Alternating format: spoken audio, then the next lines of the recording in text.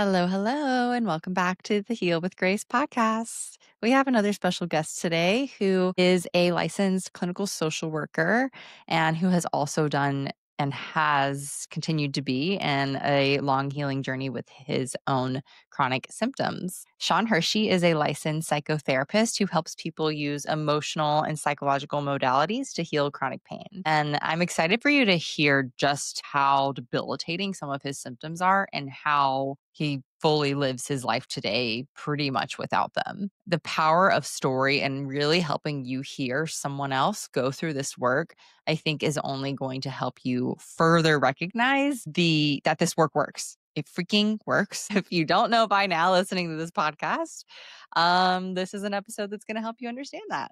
Without further ado, let's go for it. And I'm excited to share this with you. Hello, hello, and welcome back to the Heal with Grace podcast. Sean, thank you so much for being here. I'm really excited to Absolutely. hear your story. Yeah, thank you for inviting me. Yeah. I'm thrilled to be here. Thank you. Yeah. Just a second ago before we hit record, started talking about how we both are loving our background plants and our green shirts. So I think we already have a good connection so far. It is like a classic, therapist vibe. Very, very much so. I can't get away from it. It is my vibe. Yeah, Yeah, obviously. samesies. Yeah. So, Yeah. All right. So tell us a little bit about you. What brought you into this work and what brought you into therapy if they're different? I'm curious. cool. Yeah. Let's get into it. So, my name is Sean Hershey. I'm an LCSW in Brooklyn, New York, and I have been a therapist for 10 years. We might be about to hit 11 years, but we're just in that sort of range. And I had a whole history, and we can get into this, but I had a whole history of IBS that was very bad, very severe, and hip pain. But those are my two biggest, baddest symptom imperatives with mind body stuff. And I found the work of Dr. John Sarno and Nicole Sachs just about exactly 3 years ago now. And that blew my mind open, changed everything. I was like, right, like these symptoms that I'm having are actually emotional, they're actually brain based. Wow, that changes everything. And, of course, I'm sure your audience understands that, yes, the symptoms are really happening in the body. Of course they are. And they're not coming from where you think they're coming from. And having that kind of explosion in my brain was like, wow, is that true? Is that true? Can it possibly be true? Does this apply to me? And I still, literally to this day, I will still in low moments have that same questioning, which we can get into, which is nuts because I'm like, I've gone so far down this path. I am doing really pretty well in a lot of ways with my symptoms, but it's funny how, we can get into that, but how the doubt still comes up sometimes. This has helped me so much. My severe chronic IBS is over. That's gone, which is awesome. So that I feel like such a success in that way. Hip pain is a symptom imperative that we're teetering on the edge with. I'm sometimes I'm like, my chronic pain is gone. Other times I'm like, why? Which of course doesn't help when I get frustrated like that. But I'm very happy to have found this. It has absolutely worked for me. It continues to work for me. This work has just been very profound. And so now I do this professionally, and I have my own podcast, which is how we first connect. That's how I first connected to you, actually. So for your audience, if they don't know, I have a podcast called Mind Body Medicine for Chronic Pain, which I started in April of this year. And I think it's pretty good. So I'm like, if anybody wants to check it out, feel free. Mind Body Medicine for Chronic Pain, wherever you get your podcast. And I found you actually because if you scroll to the bottom of a podcast, you see you may also and who shows up but Heal with Grace. And I was like, oh, nice. So I started listening to that and was like, well, look at that. We're on the same train. So glad we connected. And I can get into more about my story, but that I would say those are the bases. Oh, and I guess the other thing to say is that I'm a therapist. I think similar to you. I do this work with clients now. So I've got a couple slots open. So if people want a therapist who really gets this stuff and can help them with this stuff, yeah, I want your audience to know, I guess, that I'm available. Yeah. Yeah. I found that's so cool. I love that they suggest different podcasts. I found you because Michael Dow, the doctor that I'm in a consultation group with My Body Symptoms, was on your podcast, and he sent it out, and I listened to it, and yeah, I also think I had seen your name before, just I don't know, Instagram or something too. Yeah. It clicked for me. I was like, how do I know that name? So Yeah. Yeah. It's a Anyway, doing small the same. world. Yeah. It's a small but mighty and like really cool world to be in. Yes. There's so much power because when you've gone through this work and you have found how much it helps you, Yes. you can't not talk about it, even Yes. if you don't do this professionally. Like my brother has now come to this work in his own way with his own symptoms. And he was mentioning the other day, he was like, yeah, one of my friends started talking to me about something they're going through. And I was just like, hey, let me sit you down and talk to you about this. He's like, I want to share something with you. You just can't not. Let me just say that's amazing to hear that, because in preparation for doing this conversation today, I listened yesterday to your interview with Vanessa Blackstone. And in that episode, you said something about like, my brother is dealing with his own chronic issues. So I've like talked with him about it. And I was thinking, of course, about all the people that I've tried to get on board in my life. And nobody's into it. So it's funny because I was thinking when you said that, I was like, well, good luck, Grace. Like, let me know how that goes. And so it's actually really cool to hear that not only is he into it, but he's sharing it with others. That's powerful. Because that's the Yeah. thing. It's like this stuff really works for chronic pain, and so much stuff does not. I mean, I know for myself, and I'm sure for most people in your audience, like we are people who have tried so many things that don't work. And then when you start to reconceptualize it as emotional and psychological, then it's like, oh, now we make the breakthroughs. So it's just like, as hard as it is to do that, it's like it does work. So it's cool to see that your brother was able to do that. Yeah. And it took some time, he dismissed me for a little bit or didn't really want to hear it, which totally normal. I saw it. Yeah. But didn't take as long as I thought. It just took a few different resources, which is actually, I think, is important to note that it took a few different, like I sent him a book or a podcast or, certain things. And he just, it wasn't connecting until actually he read Mind Your Body, Nicole Sachs. And finally I got a text and he was like, I get it. I love it. It clicks now. It just takes something similar, just in a different way. And it takes some time, place, like content to really resonate. So, yeah, took time, Absolutely. but he's there. Absolutely. And I mean, that's something that I've said on my podcast many times. It's like most people who do this kind of mind body work are saying slightly different versions of the same basic thing. And it is nice to hear it in different voices, and it makes it feel more believable because it's such a paradigm shift. When you think about it, it's such a paradigm shift to think about physical symptoms emotionally and psychologically rather than just thinking about them structurally. So it's easy to think like, say only one person is talking about this. It's like, well, that person is obviously crazy. But then you read 2 books or 3, and there's somebody else, and there's all these stories. Like speaking of Nicole Sachs, like she has a wonderful podcast with so many success stories. Then it starts to feel like, oh, if it applies to all those people, they can't all be like in a shared delusion. Like this might apply to me.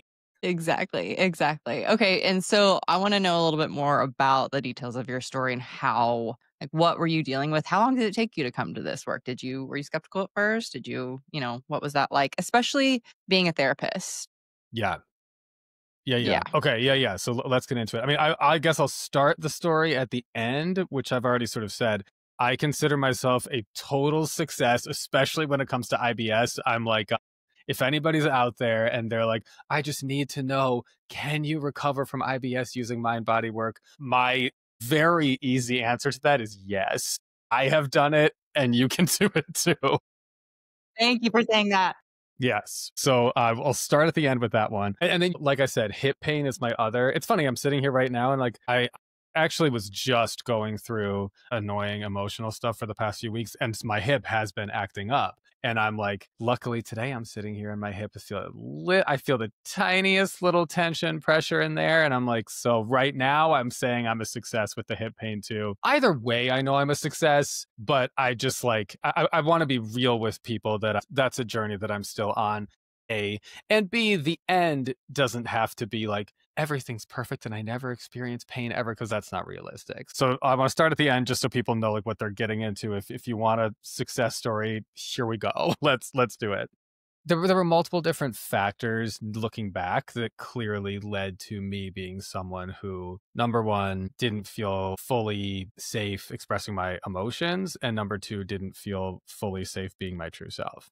Classic TMS, breeding ground for TMS. Those symptoms. And when I say TMS, tension myositis syndrome, is your audience familiar with? It's like mind body pain. Are they familiar with that? I mean, yes, but yeah, we should probably Okay, yeah. state what it is. Oh, wait, yeah. Just as I mean, that's Dr. Sarno's original term, tension myositis syndrome. It's the same as a neuroplastic pain, neuroplastic symptoms, same as what are all the other names? I mean, Psychophysiologic mind disorder. body symptom. Yeah, psychophysiological. Yeah.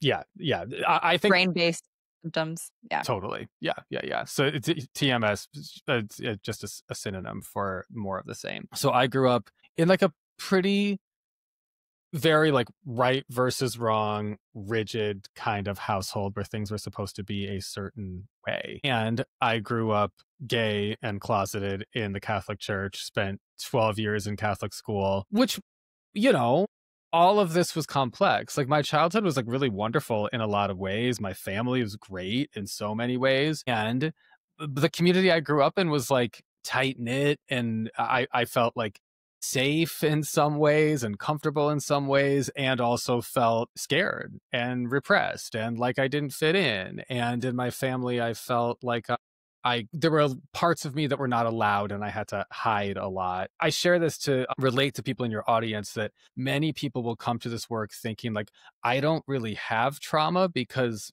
I have so many good elements in my past. My story is very positive. And that, yes, lots of good elements in your past. Yes, your story is very positive. That can all be very true. And you may have more trauma than you think that you do, or more repressed emotions than you think that you do. And certainly, I am one of those people who's a prime example of that. We have a lot of similarities. Everything you just said, you're pretty much describing me and my childhood, minus the gay part. That's my brother. Wow. But like, same, yeah, yeah, Wow. Did you very go to much so. Catholic school too? Not Catholic, Episcopal, all Same that. vibe, probably. Yeah, same time. Yeah. Yeah. Wow. Wow. And no surprise, the fact that I mean, Mhm. something that I really like drill down on in my podcast a lot when I like talk about this stuff is that like people who struggle with TMS and mind body symptoms have three things in common. One is a fear of feeling like it's not safe to feel physical sensations. Two, feeling like it's not safe to feel your emotions. And three, feeling like it's not safe to be your true self. The treatment is like learning how to feel safe with physical sensations, learning how to feel safe with your emotions, and learning how to feel safe with your true self. But all of us have that in common. So it's like cool, but not shocking to hear that like, yeah, like same and same. Yeah. But so anyway, so through my childhood, I had different symptom imperatives, like really bad headaches. I remember being in third grade and having like scans done of my head. Like, I remember seeing like up on the screen, whatever you call that, like scans of what my brain looked like. My mom and me and my brother and the doctor kind of going over and like, so why does he have such bad headaches? Years of like taking like child Motrin and graduating to like adult Motrin when I was like a preteen, and like I mean, so much of that. The headaches, I mean, these symptom imperatives come and go. That was a long symptom imperative, but it was so long ago that I don't remember. I don't remember it moving out, but it eventually did. And then through my teenage years, I don't think I really had much in the way of like chronic pain symptom imperatives. I did when I was 19 years old, so I was in college and I was like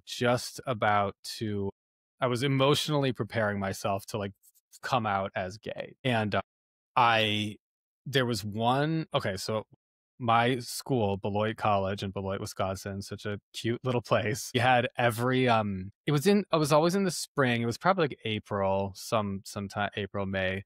There would always be a day off of classes that was called Spring Day. And it would like come out of nowhere. It'd be like on Monday they would announce like Spring Day is this week. And it was like, oh my God, Spring Day. So then it was great. We all get to like go out the night before because classes are canceled tomorrow. And then there's a whole day where you like don't do anything. Like it's Spring Day. And so this day that was meant to be like a fun, relaxing break from life was the first day. So okay, I don't remember what I did, but I'm sure I like went. It was college, and I was like into partying at the time, so I'm sure I like went out, was like doing whatever, go to bed, wake up on Spring Day with my hip hurting. And I was like, oh, no, no, no, no, no, no, no. It's the opposite. Wake up on spring day feeling fine, get up, like do some yoga, go on a very long walk with a bunch of my friends. We went to this place to get ice cream, which I think about this memory all the time because I'm like, where would that have been? I literally can't even, I don't remember, but I know this happened because it's such a clear memory. Came back, and that night, the night of spring day, my hip started hurting. And I was like, that's weird. It must be from stretching or from walking. I'm sure if I go to sleep and wake up, it'll be fine. Go to sleep, wake up, still there.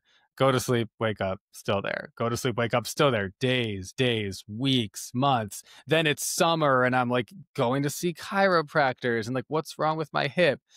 Looking, well, and let me just say, this has become such. This has waxed and waned over the course of my life, but it has become such a constant. I just want people to understand like the power of this, such a constant symptom imperative that I literally, like I said at the beginning of this interview today, I could still tell you it is this hip, it's my left hip. I still feel it a little bit today.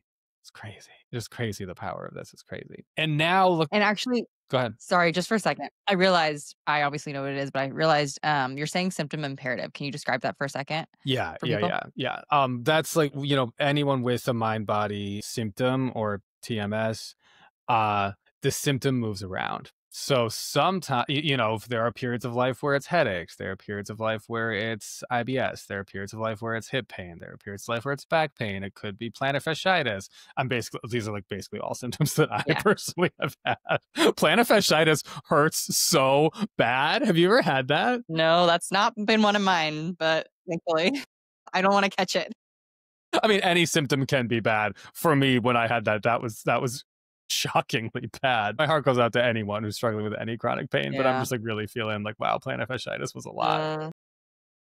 So yeah, a symptom imperative just is like the sense that like it moves around. All of these things feel so different, but they all come from the same place, which is like the threat biology and stress biology. Now that I look back on this situation with mind body awareness, I'm like, that was due to the stress of being about to come out, all the fears around that. I mean, like all my friends like thought I was gay and knew I was gay. There was nothing to be afraid of, but yet I was afraid and my body was afraid and I was feeling a lot and that was a lot of pressure and it was super stressful. And so like that was why my hip was feeling that way. Because it's interesting to look back on that story and think like, I genuinely, the first couple of days of having that hip pain, I was like, this will go away. I genuinely thought that. And so the problem at that time was not like, I believe something's wrong with my body, I can't handle this pain. The problem was I'm having emotions that I'm too scared to face. So it's interesting to think now that after all these years, I'm like, wow, imagine what it was like to live in a brain where I was like, nothing's wrong with my hip. After spending like a decade and a half of like, clearly something's wrong with my hip. It's taken me so long to climb out of that hole, and I'm like still like sort of grasping at the top of the hole. Like, come on, let's get out of here. But anyway, so that started like all this hip pain. I truly believed that it was because of the yoga and stretching I had done and the walk that I had taken. Did I do yoga all the time and stretching all the time at that time? Yes. Did I walk all the time? Yes. So these physical reasons for why I thought I had these symptoms were totally off base. And yet that's what I believed because I didn't know to make the emotional connection. Say I was feeling sad or scared, then I would have been like, yeah, that's probably because I'm sad and scared. But when I was feeling pain in my hip, I did not know that that was like an emotional manifestation in my body. Or you could say that it was like fear of the emotion that I didn't want to feel. You could sort of put it either way. But either way, that is what a mind body symptom is. So the hip pain waxes and wanes, blah, blah, blah. I sort of go on with life, but I live like in a limited way where I'm afraid to run, afraid to stretch, afraid to do like whatever. And like you have to go back in and out of chiropractors and stuff just like often enough because I'm like, something's clearly wrong with my hip. Then when I was in my 20s, I graduated from college, moved to New York, had a job that was like very great and stressful and just like a lot of pressure. And, living on your own for the first time just is a lot of pressure and stressful. And then I developed severe IBS. And I don't know. I don't know how deep to get into this, but the IBS was bad. And it came on slowly. The hip pain came on like very discreet one day. I can tell Mm. you the day. The IBS was like my stomach would start to hurt in the mornings, and then it was like, oh, is something wrong with my stomach? Is it? Am I maybe allergic to something? Oh, maybe I'm like waking up too early and I don't have time to like process my food. Maybe and I was very constipated at the time. I don't know if this is TMI, but like Go for it. okay. Yeah. Constipation was a big part of the problem. Bloating, gas, constipation. Mhm. Those were really, really rough times. And the way that I say it came on gradually, I had this kind of feeling like, hasn't my stomach always had problems? Like, because I can think back to times like where my stomach hurt, like last year or the year before, but like, was that just one day or just like a couple days? Or was my stomach hurting all the time and I didn't even notice it, which I do not think is true. Now that I'm like on the other side of that and I'm like, my stomach does not hurt all the time every day. When your stomach hurts all the time every day.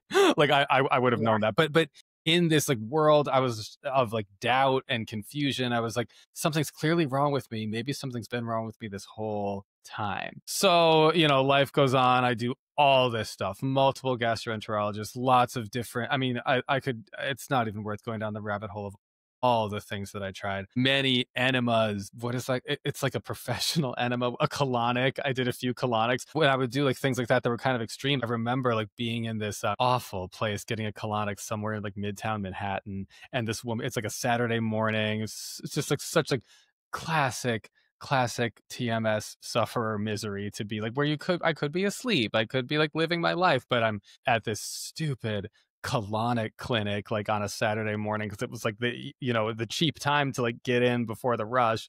And remember this woman stick a tube up your and you're laying there and she starts like and then they like put water in and put different like algae colored stuff. I mean, I don't know the things that have gone into my body. I'm like, I'm glad I'm still okay because some of that stuff I'm like, what was I doing? I was so desperate. But I remember when this woman who was doing like the colonic provider, when she started like sucking the material out after putting it in, like all this gas came out and she was like, God, oh God. She was like in shock by how quote unquote bad it was. So it was, which of course just put me in greater fear that I'm like, oh, even this colonic lady is No, like, thank you. something's real wrong with him. So I'm like, I just want people to know that like my symptoms were bad, like to the point where this woman who like shoves stuff up people's butts and takes it out often was like, oh, this is a bad, it was bad. I mean, years go by with like different diets, all this extreme stuff. One of the worst parts of that, I would say, was my stomach was so bloated at the time. And I was so skinny. My stomach was so big. And that was so emotionally like just like shitty for me. That part was so bad, and just like my heart goes out to people like dealing with that, and it feels kind of like oh, that's stupid, that shouldn't matter, like that's just like so surface level, but it really did matter to me and it really Mhm. did suck for me. And I I look back at that and I'm like, I have to, now that I'm doing this work, I have to honor that like that's an important part of myself, whether I like that or not. Like if I don't want to look like I'm 7 months pregnant, like okay, then I just have to honor that I don't want to look like I'm 7 months pregnant. And even if like my family or like lots of people in the world would be like, don't worry about that. You shouldn't worry about that. It's kind of immature to worry about that or think about that or like just shove that down and don't think about it. Okay, you can say that all you want, but if it matters, it matters.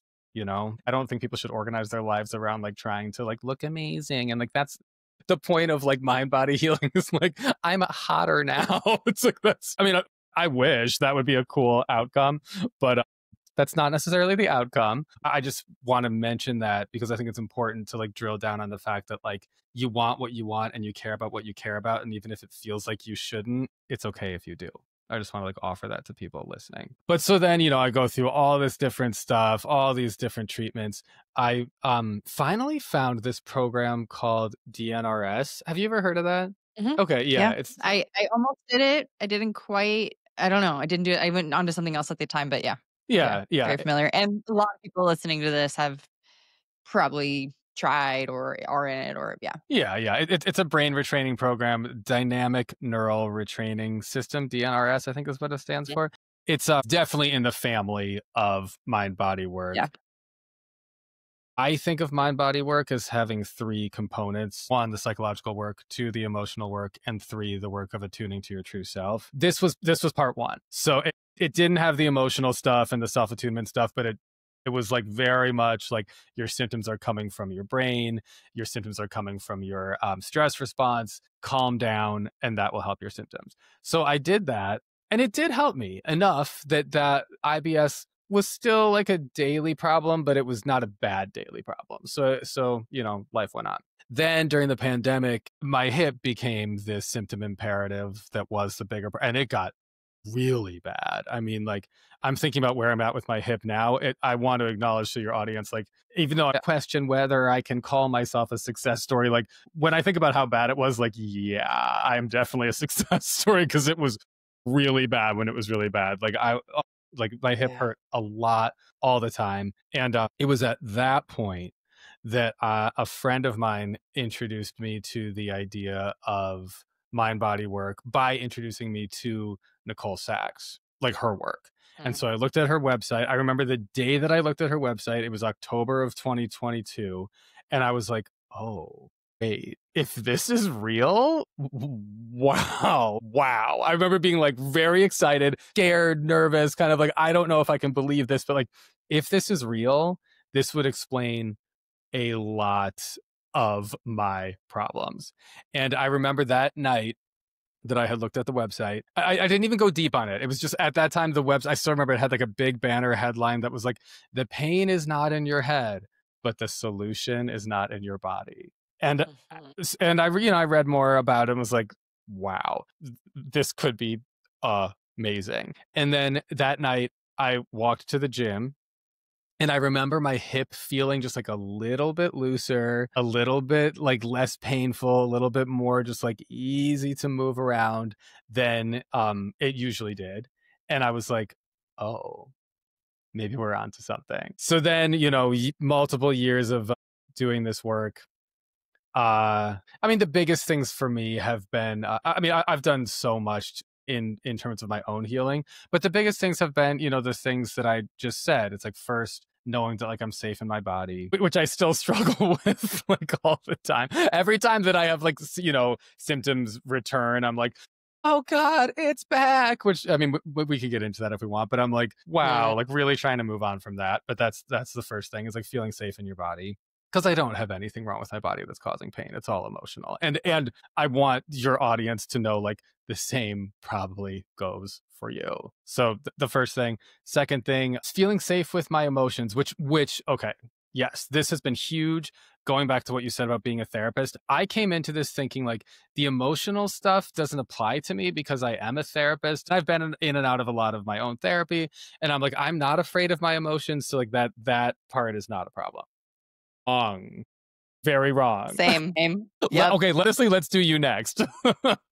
With this, if you're okay with that. Yes. Okay, cool. Yeah. I mean, I'm someone who, like, yeah, I feel my emotions, I wallow in my emotions, and I've done that my whole life. I'm not afraid to do that, but I realized that the energy that I was bringing to that my whole life was like, how do I fix this? What can I make Mm. better? How do I change this? How do I solve this? And what I know now is that, like, it's more like, how do I just feel this? And that's a huge difference. It's a huge difference. Like, how do I just allow it, and how do I just feel it? That's a huge difference. So yeah, there was a lot of emotional stuff that I was not acknowledging. And just like a lot of stuff from my past that I was not acknowledging, how shitty it was, how angry it made me. Even stuff in my present that I was very like negating myself. I was so used to that I didn't know I was even doing that. So there was a lot of emotional stuff to work through. Third is like tuning into like who I really am. That has been so big, because I mean, that has been really a foundational paradigm shift, to look back on my childhood and realize, yeah, while I did have a lot of positivity in my childhood,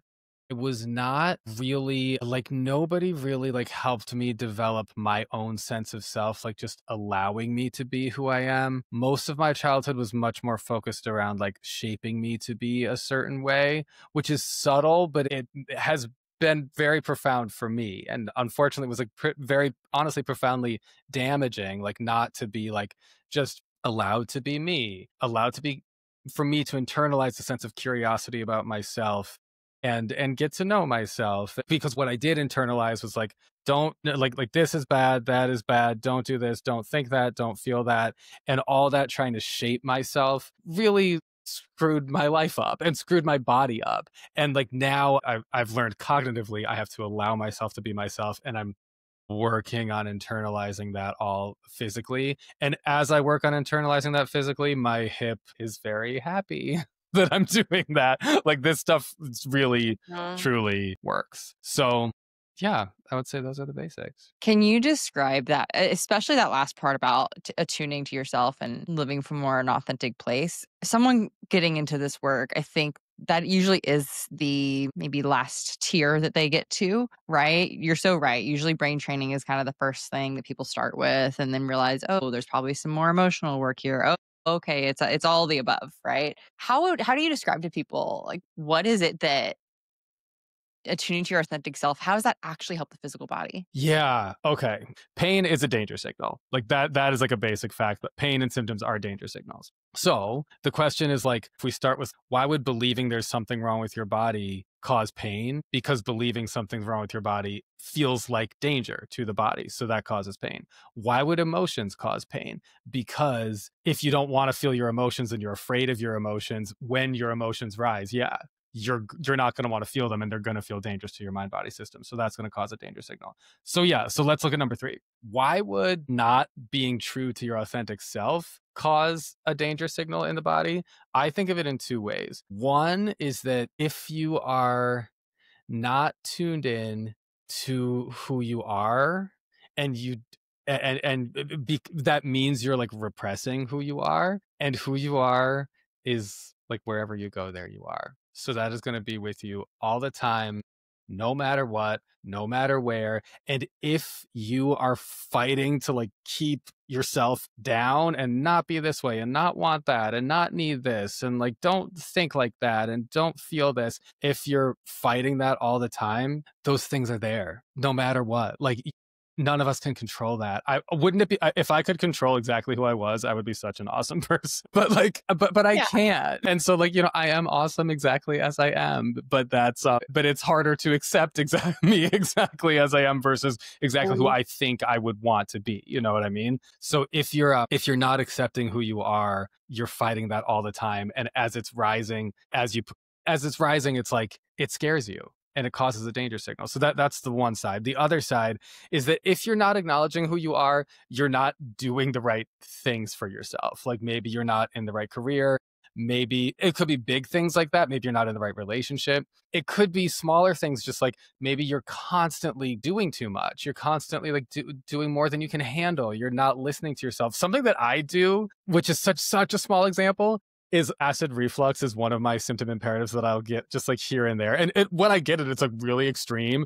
And then it's like really bad for like 5 minutes and it totally goes away. Maybe like, I don't know, once every 2 months. Many times I'm shoving food in my face just because I'm like doing a million things. Like, oh, let me just quick do this. And I will feel like, God, I need to wait. I need to wait because my body like can't take this, but I don't. And I just keep eating. And then I'm like, oh no, God, it's happening. Oh no, oh no, oh no, oh no, oh no. So like even just not listening to basic signals from your body, you're putting yourself in a position where like you're eating too much, you're doing too much, you're shoving too much in your face. You're maybe you're not doing enough. You're in the wrong relationship. You're in the wrong job. You're doing stuff that you don't want to do. And so it feels your body doesn't want to do that. It puts your body in a state of danger when you're doing all the stuff you don't want to do. So that's how I would describe it.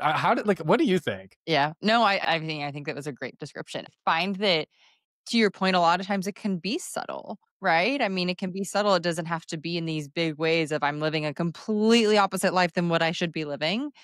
Um, but that it takes time and self-reflection to know, okay, where am I dismissing myself? Where am I putting too much on or receiving too much, not setting enough boundaries? I don't know about you, but I do find, okay, at least for myself, and I think for a majority of people I work with, there is something big in life, some area of life, whether that is relationship, career, where you live, what you're doing, that is off, Yeah. that you feel like you should be doing because you were kind of probably guided into that based on society and family and life. It might not be this huge glaring thing where you're like, oh my gosh, this is absolutely not what I should be doing. But at the same time, there's something that's not right about it. You're living inauthentically. Yeah.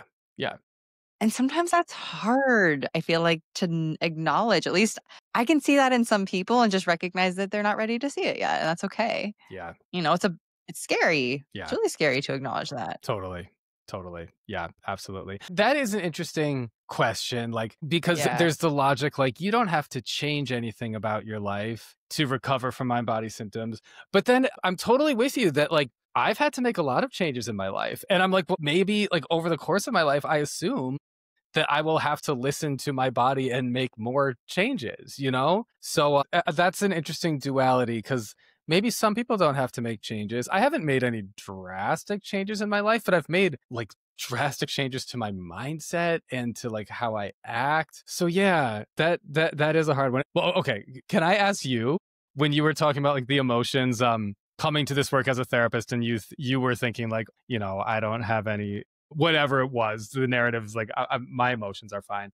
I am curious, like, what was that like for you? Yeah, I mean, very similar. I'm not even sure if I consciously thought like, oh, the emotional work isn't as much for me. It just kind of, I guess, really, I was avoiding it. Probably, my brain, my nervous system was avoiding it. But I think there was an element of I've been in therapy since I was like 15 years old, and I'm aware and a therapist.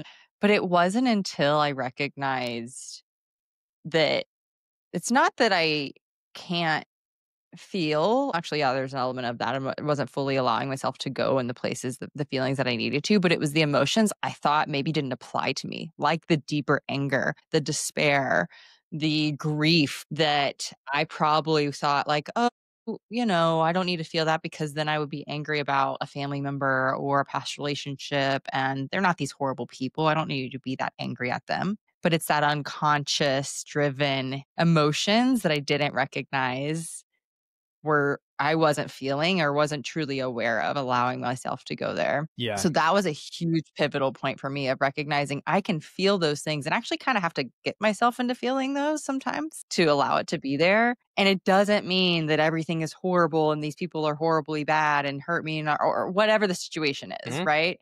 It's just I can allow myself to feel those and be okay with that. And then that releases within my body. And actually, I like the word integrate within my body more, like being able to expand, to feel it, to integrate it. Yeah, that was the big one. And honestly, I don't think it's talked about enough in therapy with therapists. I'm not sure how much of us really go there with clients. I'm not sure. I mean, obviously, that's a very big No, no, no. generalization. But yeah, I'm going to say that. say But more about like what you mean by that, because I think I agree with you, but I'm like, what do you mean? yeah, I mean, I didn't learn about that in Oh, school. I yeah. don't know about you, No. but, like, I didn't learn about the depths of emotions and how to feel and be with and understand those really deeper ones that feel super scary, and people think, "Oh, I'm not angry. I'm not an angry person." Right? But actually we all are. We all Yeah. have it. Yeah. I don't know. Never learned that, never understood it, um, until this work. Same. No, same. This work has taken my own personal emotional expression so much deeper. And it's definitely taken my ability to like sit with clients and be there for clients much deeper as well. Big time. And I'm so grateful for that. And no, they don't teach this in schools. And in fact, I look back on the first job that I ever had out of school. I was working at this like big, like high pressured clinic in New York that was, so many patients a day, so much paperwork. It was just like so much. And one of the million things we were supposed to like, keep in our brains, and we're all like new therapists who barely know what we're doing. And we're working in like a very hard environment where the volume was outrageous. And one of the things that we were expected to do was we had to, anybody who was diagnosed with depression, we would track their PHQ-9 score, which is, it's 9 for people listening. That's 9 questions, but there's 9 symptoms of major depressive disorder. And so it's just like, you ask like, are you experiencing this symptom? 1, 2, 3, 4, 5, down 9. So every week we'd have to give them this paper. They would have to fill it out. We would have to put it in the computer. And the goal, quote unquote, of the therapy was that we would get, as an organization, extra grant money for the amount of patients who dipped below a certain number on their PHQ-9 score after 3 months. So it was like drilled into us, like, get these people's depression symptoms down and get it down quick, because we are not doing good work. If they're still depressed after 3 months, we won't get paid for it because it's bad work. And it's you're only doing good work if you help the person feel better quick. And that's how we get money. And it was like, at the time I thought that was stupid. Now looking back on that, I'm like, oh my God, that was really stupid. Because it's exactly what I think you're talking about, which is like this sense that like emotions are somehow easy to deal with, and like just a couple months of therapy should clear it out, and like start thinking more positive and solve the problems in your life. And like you know, we did problem solving therapy, which I think is honestly stupid, and then we did cognitive behavioral therapy, which has a lot of benefit, but is definitely much more surface level than the stuff that we do in the mind body space. And that's what's taught in schools. And people, myself included, we don't know how to feel emotions. And I'm learning now at age, you know, now I'm in my late 30s. I'm like, so yeah, I'm learning now. It's nuts. It's nuts. I know. I know. And I think I really love the way that you outline the three different prongs, if you will, right, to this work: the safety in your body, safety with emotions, and safety and authentic self. That's a clear picture of the different ways, because it truly is. I have questions a lot of,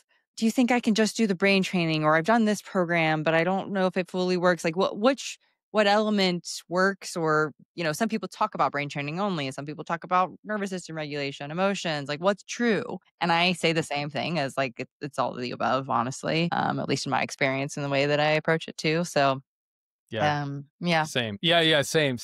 And I like would never want to be like a provider in this world who don't do this. I mean, unless it's like the structural treatments, you know, where you're like thinking like something's wrong with my body, I've got to fix it. You know, that I would say don't do. But like, you know, the idea of, I would just never say to someone like don't do the brain retraining, or don't worry about your emotions, or like you know, like there's I just feel like I just wouldn't say that to someone, because you never know. I mean, I don't know if you know, but like when a new client comes to me, when I first start, I don't know what the issue is. Like, it's simple enough that I'm like, we're looking under the category of like, you know, where's the danger signal coming from? We have the three prongs. I like the way you put it that way. So it's like, it's going to be in those categories, but it's like, I don't know, you know, like I can't tell you off the bat. I don't know. Like, what do you think about that? You mean you don't know if they're Like, like where the root is? yeah, I can't Or tell, like, is the problem like emotional? Is the problem that you don't know yourself? Is the problem that there's a yeah. huge thing and that you're repressing emotionally that like needs to come out? You know, I'm like, I don't know at the beginning. Okay, this is not across the board, but I do think that for most people, there's an element of all three. It really is. I So I think don't you're know if right. I can say there's just like, yeah, like one thing. Maybe there's one more glaring thing, or more like something that's really standing out. Like I've had a couple people recently who have done some work in this area in other ways, or a different coach or something. And so I can kind of see that they have a foundation of maybe some of maybe brain training, right? And I can tell usually when people are stuck, is that they haven't touched the emotional yet. Yeah. Yeah, that's kinda where sometimes I can pick it out, but yeah, I don't know the exact at first either. It's an exploration. Yeah, totally.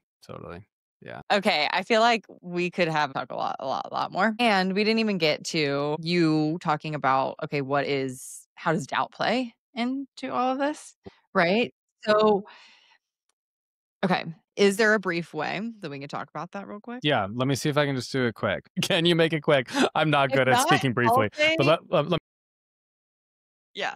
Also, I will be on your podcast that's soon, right. and we can also carry a conversation over there, Yeah, so we we can can. do both, but Yeah, yeah. I'm like, so Yeah, if yeah. you're Let's enjoying start in here. this, find Exactly, part Grace. 2. Yeah, find Grace on Mind Body Medicine for chronic pain. We'll both be there.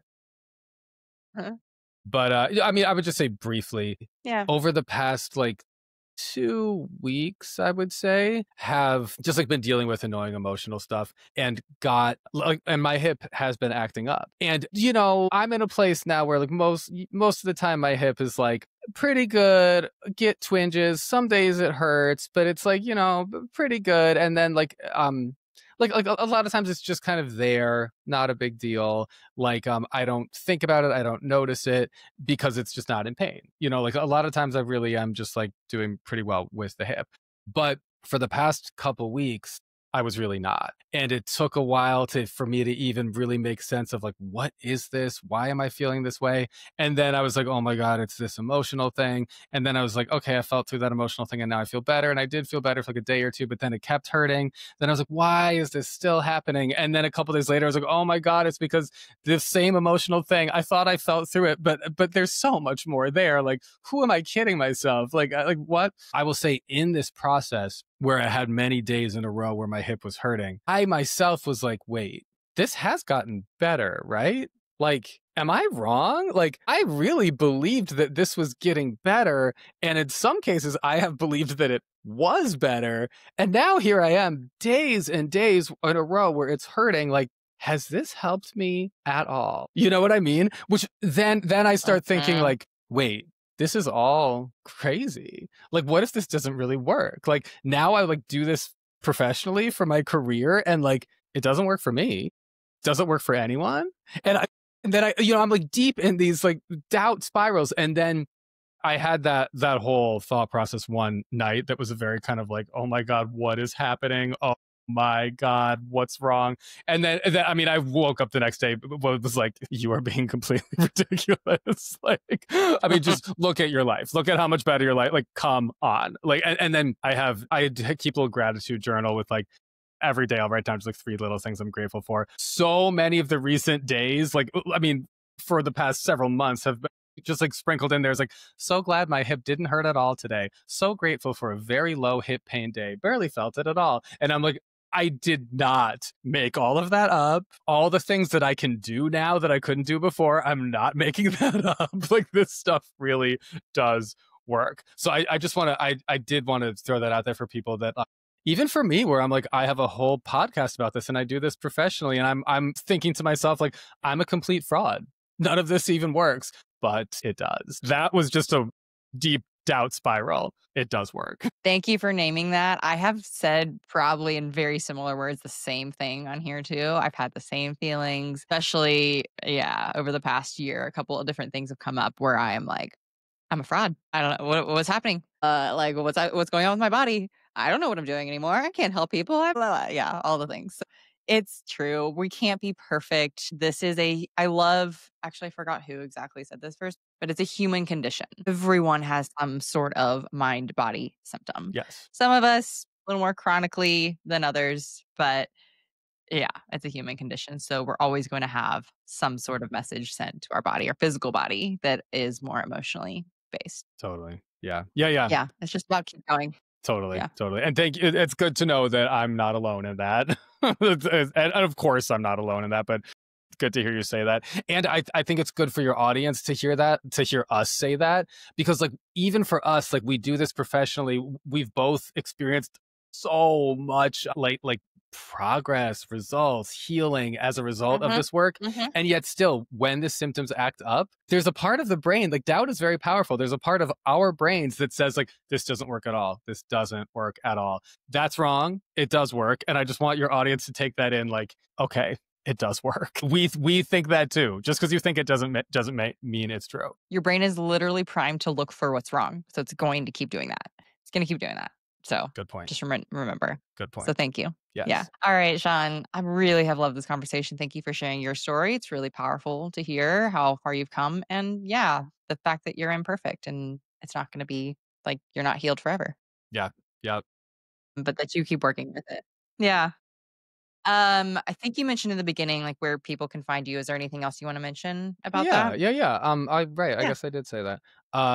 Yes. I had. If anyone wants to add another podcast to their rotation in addition Mhm. to this awesome podcast, I have one: Mind Body Medicine for Chronic Pain. Find it wherever you get your podcast. I think it's a great one, and Grace will be on it soon, so you can listen to that episode.